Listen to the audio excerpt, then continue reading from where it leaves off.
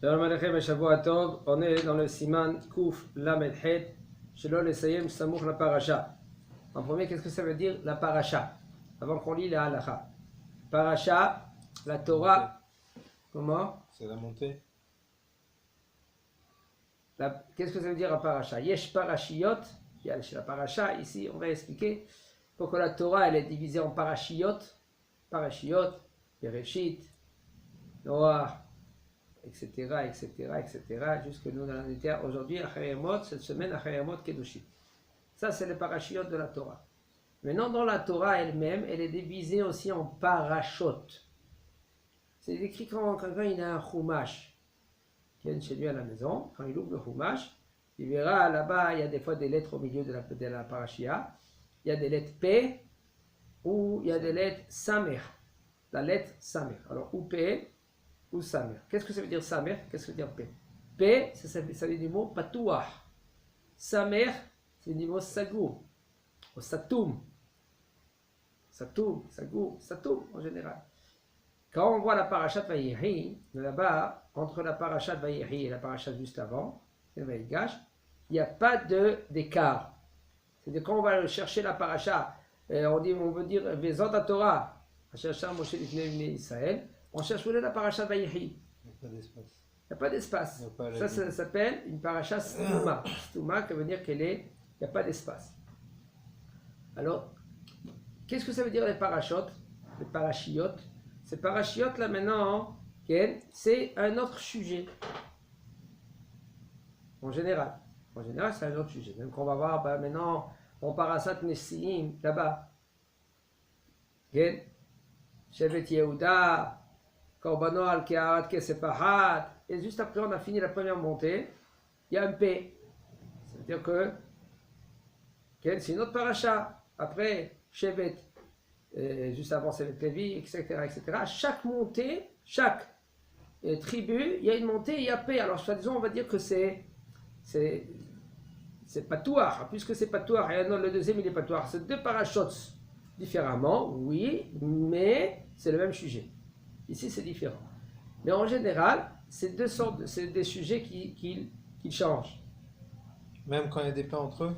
Même qu'il y a des P, des lettres P? Oui, ça change. C'est un autre sujet. C'est un autre, des fois, l'otirtsar, c'est soi-disant un autre sujet. L'otignov, un autre sujet. Tu vas voir les petits P ou on parle des 10 commandements. Par exemple, les 10 commandements. Mais pourquoi? Non, c'est pour ça que c'est des P, parce qu'on parle, même que c'est l'otignov, l'otissar et tout ça, que c'est des... C'est peut-être un autre sujet. C'est-à-dire un autre sujet. C'est ça, Ligna.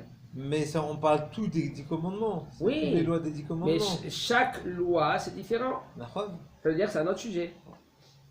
C'est-à-dire, quand la paracha, des fois, c'est 4, 5, 6, 7 psukim, c'est une paracha. Des fois, la paracha, c'est un pasouk. Une paracha. D'accord. Alors maintenant, quand c'est une paracha ptucha ou paracha stouma, quand c'est une stouma, en général, il n'y a pas d'écart entre la paracha et l'autre paracha qui suit. Il n'y a pas d'écart. Ça veut dire que quand on va voir dans le Sefer Torah lui-même, c'est coller la paracha qu'elle suit cette paracha. D'accord? On parle paracha, on parle de sujet. Et quand c'est P, le mot P, ça veut dire qu'il y a un écart entre la paracha et une autre petite paracha ou une grande paracha qui suit. Ça veut dire qu'il y a un écart. Peu importe combien. Ramos el Sinai, combien? Un homme que lui qui décrit, un sophère que lui qui décrit la paracha, la Torah, il a un Sefer Torah ouvert devant lui. Okay? Même en claf, pas en claf, il a devant lui et il écrit. D'accord? Ça, c'est une traduction. Maintenant, on va rentrer dans la halakha. On est chez Lo Lesayem Samouk la Parasha. Siman Kouf la Methe. הקורא בתורה לא יסיים לשום עולה סמוך להתחלת פרשה פחות משלושה פסוקים. שאם מסיים שני פסוקים לפני הפרשה, יחשבו היוצאים שהעולה אחריו לא יקרא אלא שני פסוקים בלבד. מה שנשאר עד הפרשה, וכן לא יתחיל בה פחות משלושה פסוקים. דהיינו, שלא יסיים עם הראשון שני פסוקים אחר הפרשה. אם כן, יתחיל השני שני פסוקים אחר הפרשה, יאמרו הנכנסים בין גברא לגברא, שזה שקורא לפניו לא קרא אלא שני פסוקים, ויקוון תמיד לפתוח הקריאה בדבר טוב ויסיים בכי טוב. Okay. En premier, on va expliquer de quoi il s'agit. Comme on a dit la semaine dernière que chaque montée, il faut qu'on lui lit au moins 3 psukim. Si on l'a lu 2 psukim, il n'est pas rendu quitte, il faut répéter encore un autre pasuk. Et il faut qu'il refait la bracha charona. D'accord? C'est-à-dire, Rouben? Alors maintenant, il dit comme ça. Un homme que lui qui lit la Torah, okay? Ou le Shaliach Tzibur, ou celui qui monte à la Torah, lo yisayem le shum oleh, il ne va pas terminer la paracha qu'il lit pour le premier monté, pour le Kohen ou le Lévi, les deuxième monté. Samour la tralat paracha pachot mishlosha psukim. Ça veut dire, il commence à lire, par exemple. Et si maintenant, par exemple, c'est pas exactement, mais si par exemple, il y a la fin de la paracha, quand lui il termine, pour que le deuxième monté il va monter, il va terminer par exemple moins que 3 psukim vers la fin de la paracha, vers le P ou le Samer. Ça veut dire que lui, le deuxième quand il va monter, il va commencer à partir de 2 psukim avant la paracha. Vous avez compris? 2 psukim avant la paracha, c'est-à-dire que, je vais répéter, le premier qui monte. Mais non, on peut le mot sujet peut-être, ça sera plus calme. Non, parce que quand on parle de paracha, on pense. Je vais dire les deux parce qu'après un homme il va se tromper. Sujet il y a parachiot et il y a le sujet. Le sujet, ça veut dire c'est le paracha aussi. On comprend parce que c'est la suite de la paracha. C'est le sujet dans la paracha. Voilà, le sujet, mais c'est. Là, on sait que c'est la même paracha. C'est tout dans la même paracha. Mais seulement le sujet, il change. Il faut s'habituer, Reuven, il faut s'habituer. Alors, je ne sais pas si vous me parlez de paracha ou paracha sujet. C'est pour ça que je vous dis ça. Et je pense qu'il y a même ce qui est... C'est pour cela que je vais dire entre parenthèses aussi. Parce que vous êtes obligé de vous habituer qu'il y a les parachiotes de la Torah. Ouais. Et il y a les parachotes de la Torah. Non, les parachotes, c'est le sujet. Paracha, parce que aussi on est Dores Mouché. Alors, dites-nous. C'est quoi en fait le sujet de quoi on parle ici? Je répète. La paracha, dans les parachiotes de la Torah, comme aujourd'hui c'était, la semaine dernière, le Shabbat, c'était à Haremot. Il y a aussi des parachotes. Et qu'est-ce que c'est les parachotes? C'est des sujets. C'est des sujets dans la paracha de la semaine. D'accord? C'est des sujets. Mais les sujets, c'est quoi? Il faut bien que ça parle de quelque chose. Les sujets qu'on parle dans la Torah, on parle des sujets, d'accord? Par exemple? Aujourd'hui, on a parlé, cette semaine, on a parlé d'un homme que tu dis qu'il est impur. Et après, on va parler d'une femme qui est impure. C'est 2 sujets différemment. Alors, il y aura un samer où il y aura un P entre les deux sujets. Et donc ça, c'est les parachotes. Ça, c'est les parachotes. Donc aussi, il y a aussi le sujet, par exemple, des harayot aussi. Par exemple, si on parle de... C'est-à-dire, dans les harayot, il y a beaucoup de sortes de harayot. Il y a des harayot qui sont... C'est un sujet. Alors, on met un samer. Après, on va faire une autre sorte de harayot. Que ça va être un P. Pour ouverture et... Non, on va mettre pas un P. Ça veut dire, entre la première paracha et la deuxième paracha, il y aura un samer. Ou par exemple, il y aura un P. Ça dépend par rapport au Sefer Torah, comment il est écrit. S'il est écrit avec un espace, alors tu verras dans le Sefer, dans le Chumash que tu as chez toi à la maison, il y a un P. Et si maintenant, il n'y a pas d'espace entre les 2 parachiotes, ça c'est un samer. D'accord? Alors maintenant, on dit comme ça. Quand maintenant, le Shaliach Tzibur, lui, va lire la montée, la première montée, quand il va terminer la première montée, il faut qu'il termine pas moins que 3 psukim avant la fin de la paracha. À Kavana, ça s'appelle le sujet. Parce que quand toi tu as le sidour devant toi, le chumash devant toi, qu'est-ce que tu as? Tu as par exemple un samer. Et lui, il va terminer par exemple 2 psukim avant le samer. Ou 2 psukim avant le P. ça, il n'a pas le droit de s'arrêter. Il faut qu'il s'arrête au moins 3 psukim avant le samer ou avant le p akavana, 3 psukim avant qu'on termine la paracha, que c'est le sujet. La parachia, par exemple. Pourquoi il nous dit, le Rav va nous expliquer, chez Imisaem, Shne psukim, Ifne a paracha, que c'est maintenant lui, il va s'arrêter de 2 psukim avant la paracha, avant le sujet. Yarshevu ayotzim she'aoleh aharav lo yikra el Shne psukim bilvad. Ceux-là qui vont sortir. Alors, il y en a qui doivent sortir entre Gabra et Gabra. Il faut savoir entre par exemple première montée, deuxième montée, entre deuxième montée et troisième montée, ils sortent de la Beth Knesset. Il faut savoir qu'il ne faut pas sortir de la Beth Knesset quand on lit le Sefer Torah. On n'a pas le droit. Faites très attention à cela. C'est un bisayon au Sefer Torah. Bisayon, ça veut dire parce qu'il a besoin d'aller aux toilettes. si maintenant il n'a pas le choix. Il n'a pas le choix, le bonhomme. C'est pas chose, c'est autre chose. Mais si maintenant le bonhomme, lui, maintenant il a le choix, attends quelques secondes qu'on finit la lecture de la paracha et après tu sors.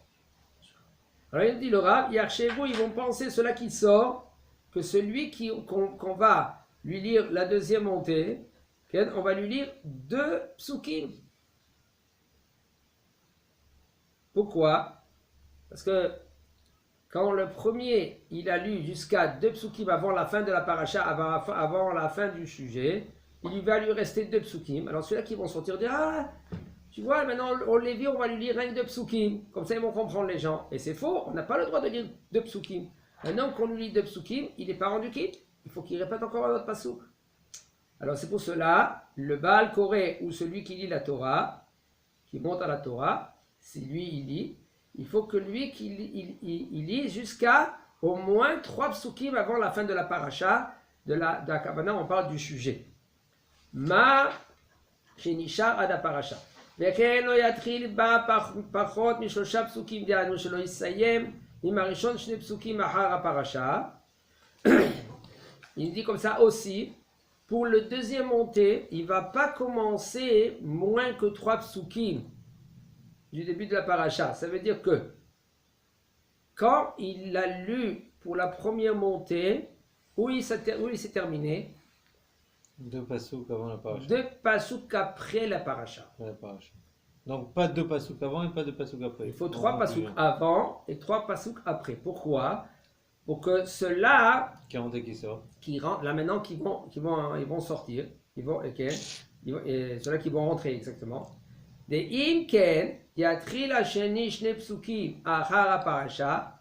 Si maintenant, on va commencer maintenant parce que sauf tu as le Kohen, quand tu as continué, quand tu as lu la lecture du Kohen, par exemple, on a terminé 2 psukim à la fin du sujet, à la fin de la paracha, de la parachia.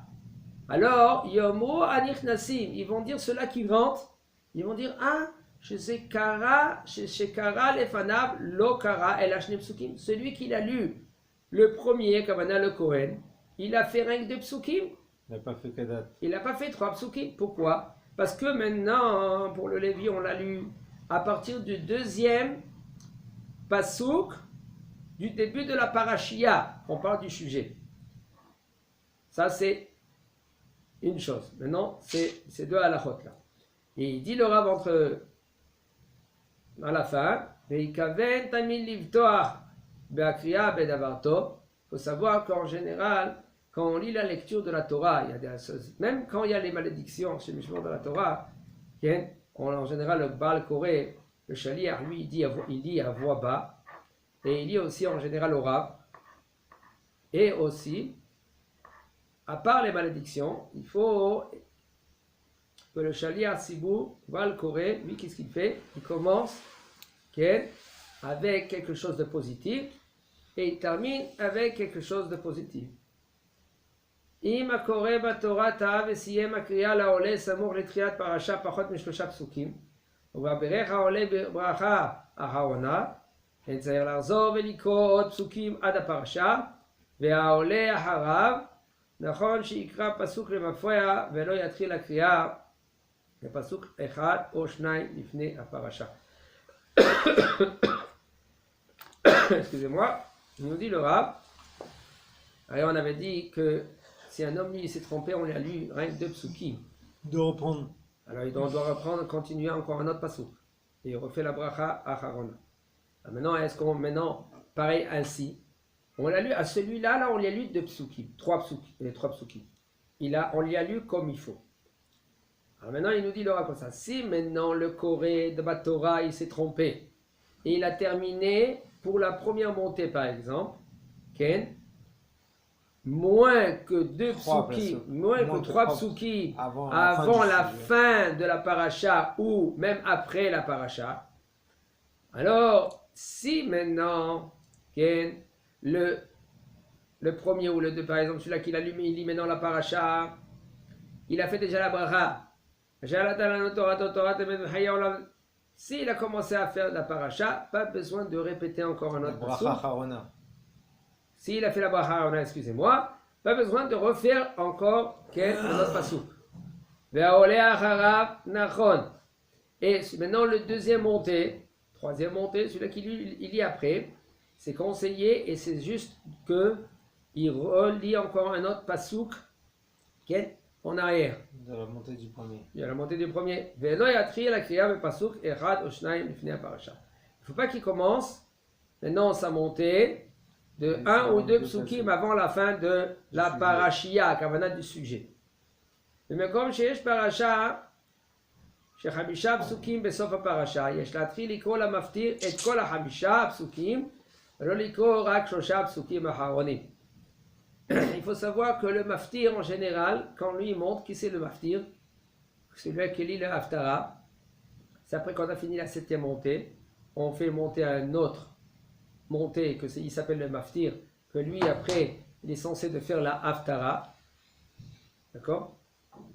Par exemple, il faut savoir le maftir, quand lui il est censé de faire la haftara, il y a des cas que le maftir, il ne peut pas dire la haftara. Il n'a pas préparé. Mais quand même, lui, il veut maintenant, ça je vous donne un conseil, il veut quand même faire monter le maftir, il ne pas de son père, sa mère, par exemple. Qu'est-ce que lui qui fait? Qu'est-ce qu'il peut faire? Et oui, c'est conseillé de faire comme ça. Que lui qui monte maftir, il dit au Rav, écoute, Rav, moi je fais les brachot de la haftara, et toi tu lis à haute voix la haftara devant tout le monde. C'est-à-dire que lui, il est à côté du Rav, il dit la bracha, les 2 brachot, on répond Emet après Amen. Le Rab lui dit avec les chants, la haftara, et lui il lit à voix basse la haftara, et après il fait les brachot, et c'est bon. Parce qu'il n'a pas préparé. D'accord? Ça, c'est pour le maftir. Maintenant, en général, le maftir, quand lui monte, on doit lui lire combien de psukim? 3 psukim minimum avant la fin de la paracha. Et ça, il s'appelle maftir.